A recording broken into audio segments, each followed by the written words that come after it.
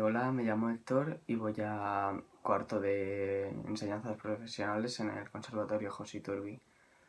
Quería decir que la música me ha salvado esta cuarentena, o sea, si no llega a ser por la música yo creo que no hubiera aguantado tan bien y no sé, me he pasado tardes enteras escuchando música clásica o tocando el cello porque me relajaba de tanto estrés y de estar tan encerrado en tu habitación, deberes.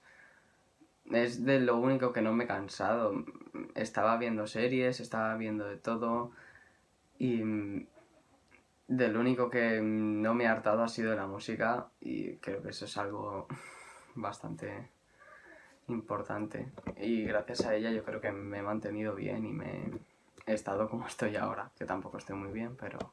Soy Paula, tengo 15 años y estoy en cuarto curso de enseñanzas profesionales de violonchelo. Si hay algo bueno que le hemos podido sacar a este confinamiento es que hemos tenido muchísimo más tiempo para tocar nuestro instrumento y así hemos podido liberar estrés haciendo lo que más nos gusta, que es disfrutar de la música.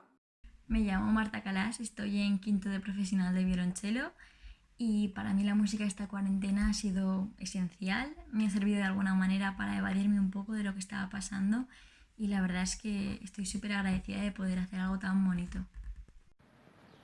Hola, me llamo Juan Marín, tengo 14 años y estoy cursando cuarto de profesional.